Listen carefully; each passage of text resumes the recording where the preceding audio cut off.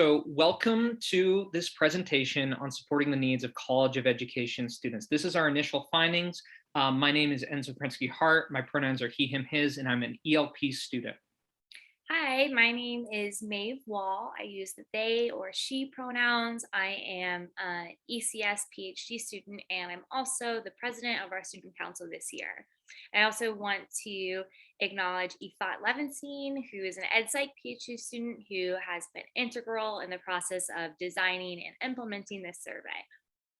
So to give you all a little context, this presentation is the presentation that was done to faculty at the start of the semester based on the survey that many of you participated in August. We know that higher education can be very hierarchical with access into information, so we want to give you some context on what we shared with faculty at the start of the semester. So let's get started. First off, to give a little bit of recognition, this project was supported by the College of Education Dean's Initiative to realize a post-pandemic college. It was also supported by Sarah Jane Peterson, who was the academic coordinator of ECS, is being our primary proposal writer, and Dr. William Smith has been integral to our work in developing this survey. With this presentation, there's a number of objectives that you can, there's a number of objectives. We're going to put timestamps on the video if you want to see this. Essentially, we're going to go through how we went about developing our survey, what were some of the things we focused on, then thinking about the next steps. So let's get to it. And with this, a little thing to keep in mind with the survey is these are our preliminary results. This is what the results were from about 155 respondents in mid to late August. We're still analyzing the data, but this is going to give you an initial snapshot. So I'm going to turn it over to Maeve, and she's going to tell us a bit about how the survey was created. Yeah, so we wanted to respond to student needs. We know that there has been a lot going on the past year and a half, and it was really important to us as students to know how are we doing coming back to college after all of this? And turns out so much has gone on that we had to address several themes in our survey. You might have noticed if you took it. So some of the themes that we addressed in the survey were the intersectionality of our identities as students, well-being indicators for several different categories, microaggressions and inclusion, societal events, the range of societal events that we've experienced in the past year and a half, specifically COVID-19 response by the university and department, and then concerns that you have going forward. So with this, to give you a kind of context of who responded based on our initial results, we saw that it was 23.4% of declared majors in the College of Education based on spring 2021 enrollment data. So with that, let's get in and start looking at a bit of who was surveyed and who's in the College of Education. And Maves is going to walk us through that. Yeah. So it's really exciting to get a better snapshot of who we are as a college. And one of the demographics we looked at was race and ethnicity. It's probably no surprise that 69% of the college identifies as white.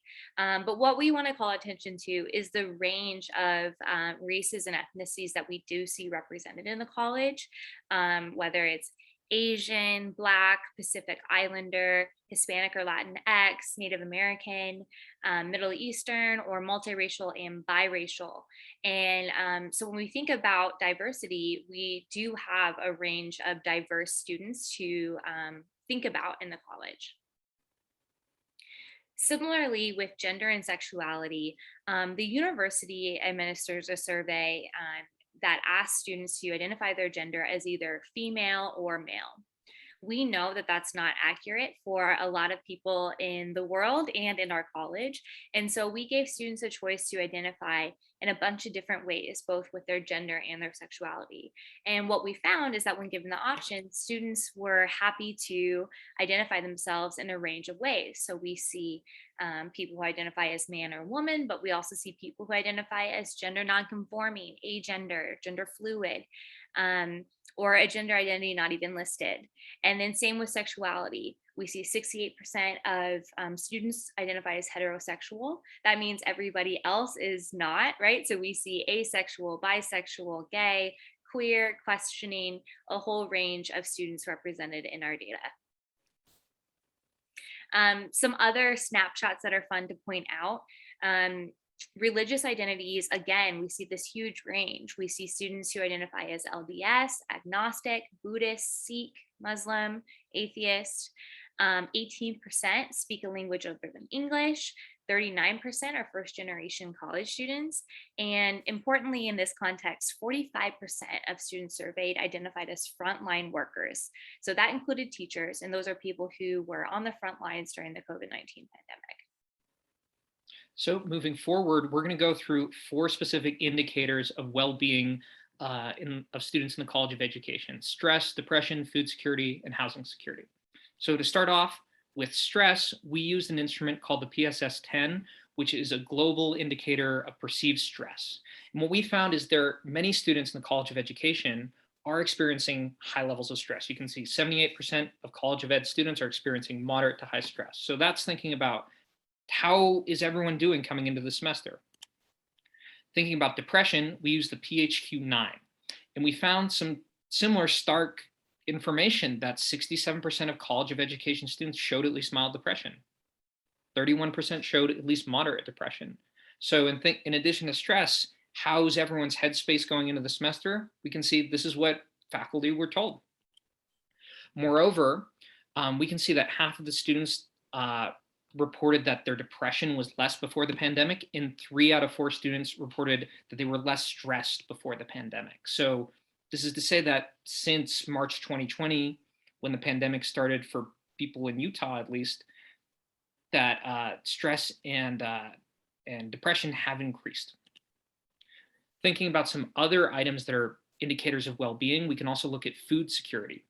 So we use the USDA scale that gives an indicator of how food secure are students. And what we found from our initial results was that 19% of College of Education students showed at least low food security. So this is to say not everyone's getting enough to eat.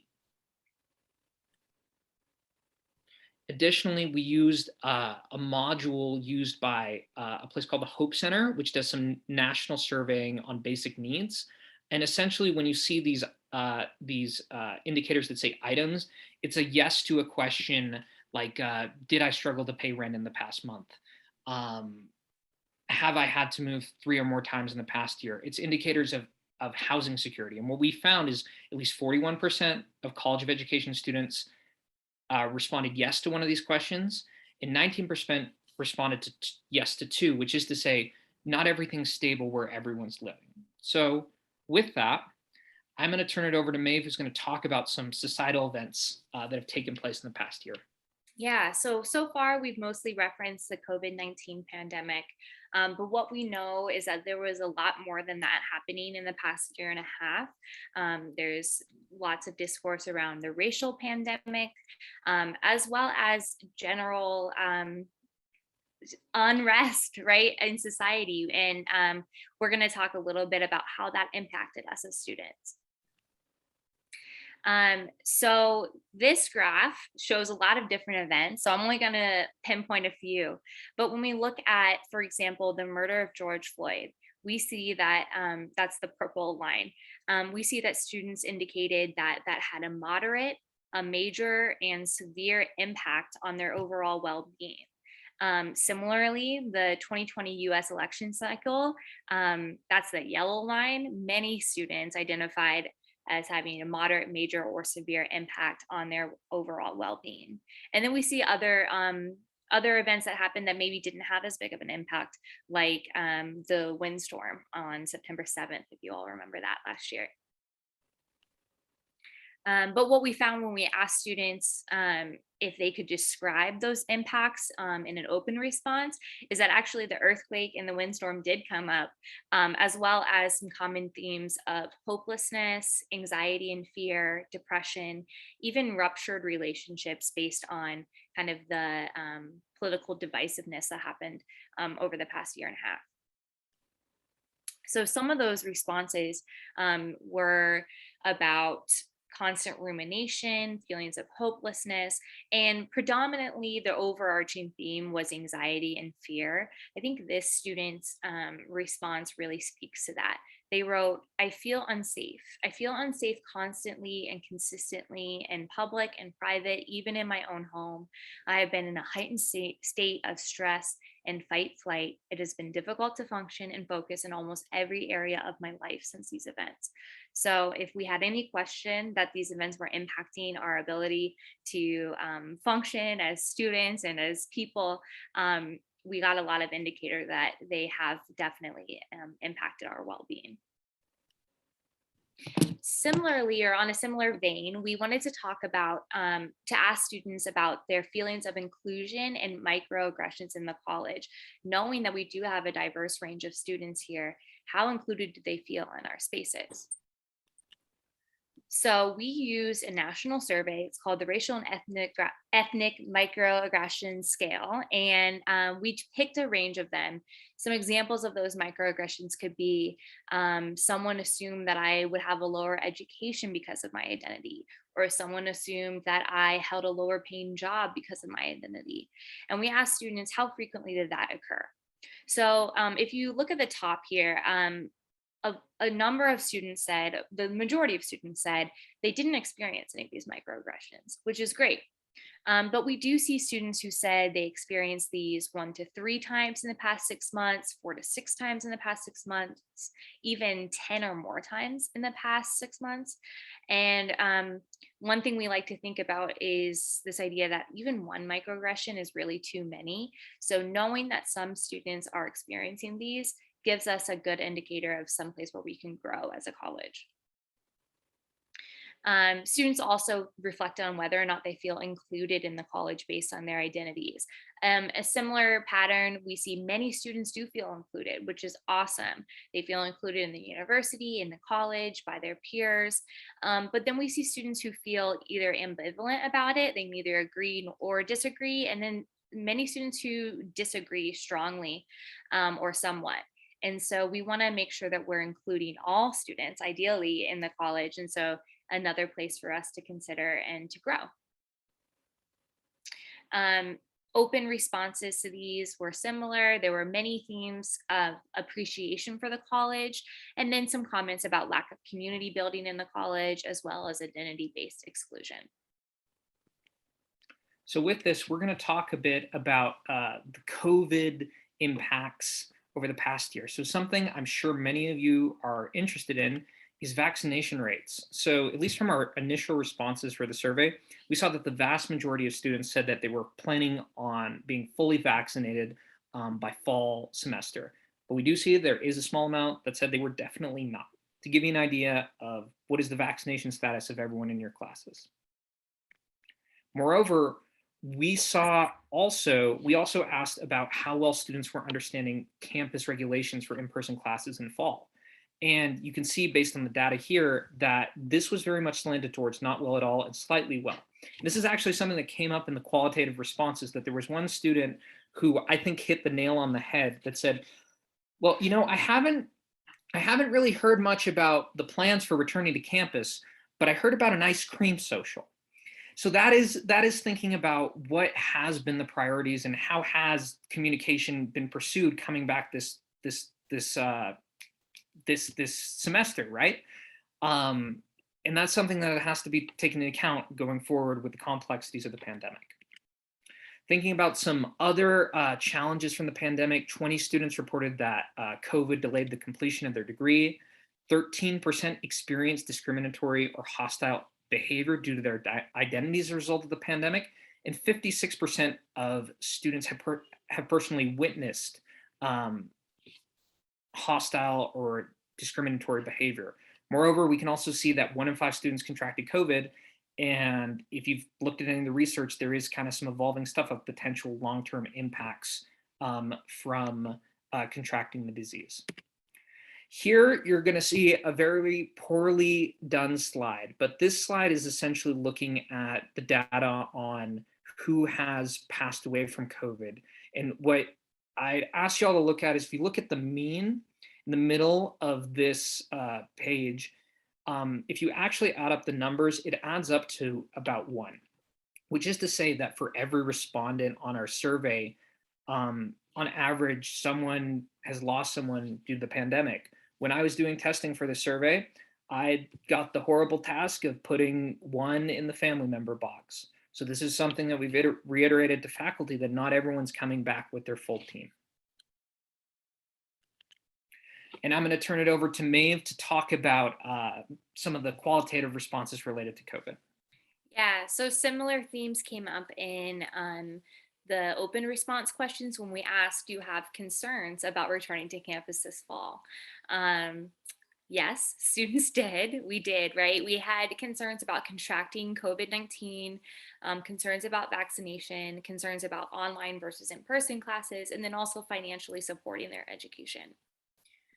Some of those responses, many of them talked about contracting COVID, and this student expressed that by saying, all of my concerns are manageable until I introduce safety concerns of exposure to COVID. So, noting that we are adding an additional stressor when we add COVID exposure into our list of things that we're already kind of thinking about as students in the college. So now we're going to take a look at the department and faculty response and what has been the general feedback from students with regard to this. So there we go. So first thing you'll notice is that department satisfaction is that 38% of students were extremely satisfied with their department in response to the pandemic, and 40% of College of Education students were extremely satisfied with their faculty, which is to say that there has been showing this is showing that there has been appreciation for how faculty have done, but we can see that there is a range here, that there is quite, if you look at the blue, there is big percentages of neither satisfied nor dissatisfied. So thinking about how is everyone feeling about department and faculty response, right? So I'm going to let Maeve talk a little bit about some of these qualitative themes with this. hmm Yeah, so similarly, students felt like a lot of appreciation for the college. That was a suggestion moving forward, was just appreciating that everything that's already been done. And then adding in some thoughts about lack of communication and community, that we need to work on communicating and, and community building in the college.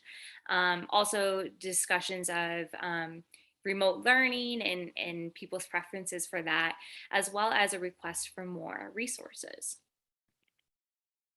Um, we wanted to note that for some students, this was the lack of community in the college was a huge detriment to their well being. One student said, I strongly considered suicide last year, and they felt isolated from the school community and cut off from their support system. They said, please be mindful of how lockdowns or sudden shifts can impact the mental health of students and their sense of community. So we want to really take that into consideration going forward, knowing that students rely on this space of the college as an important one for community building and for their well-being. So we want to go over a few initial implications from our results that we shared with faculty and staff. So first off is fall 2021 has not been a normal semester, in that it's important that everyone is listening to student voices during this time, because what you've seen in this presentation, there are lots of complex stressors going on that are affecting different people in different way. We asked to prioritize compassion, flexibility, and grace towards students in these complicated times, employing a trauma-informed approach to teaching. Don't assume everyone's okay.